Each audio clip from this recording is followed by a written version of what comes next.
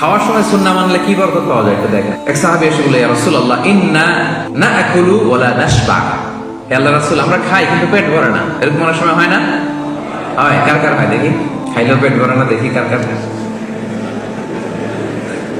সাহস করে দিয়ে একজন হাত তুলেও ফেলছে।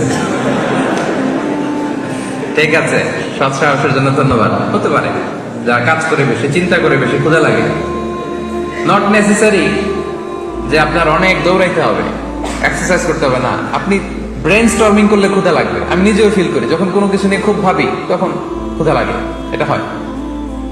তো সাহাবীরা কি চিন্তা করেন, কি সিম্পলিস্টিক লাইফ লিড করতো। মনে যা আসছে নবীরে বলে ফেলছে, এ রাসূলুল্লাহ, ইন্না নাআকুলু ওয়া লা নাশবা। রাসূল, আমরা খাই কিন্তু পেট ভরে না। পেট ভরে না কেন? রাসূল সাল্লাল্লাহু আলাইহি ওয়াসাল্লাম দেখেন কি বলে। রাসূল সাল্লাল্লাহু আলাইহি ওয়াসাল্লাম বললেন, লাআল্লাকুম তাআকুলুনা মুতাফাররিকিন।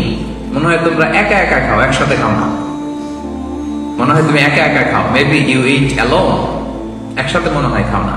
ওই সাহাবী বলে, না, হ্যাঁ ইয়া রাসূলুল্লাহ, আমি আসলে একা একা খাই, অন্যদের সাথে বসে মিলেমিশে খাই না। তখন রাসূল সাল্লাল্লাহু আলাইহি ওয়াসাল্লাম খাবারের সুন্নাহ শিখিয়ে দিলেন, দ্য এটিকেটস অফ ইটিং। তিনি বললেন, ইজতামিউ আলা তাআমিকুম। না না না, একা একা খেও না, খাবার নিয়ে একসাথে সবাই বসবা। ওয়াযকুরু ইসমাল্লাহি আলাইহি, খাওয়ার আগে বিসমিল্লাহ বলবা। ফাইন্নাহু ইউবারাকু ফি, তাহলে তোমাদের খাবারে বরকত ঢুকায় দেওয়া হবে। এবার বুঝছেন সুন্নাহ মানলে কিভাবে বরকত পাওয়া যায়?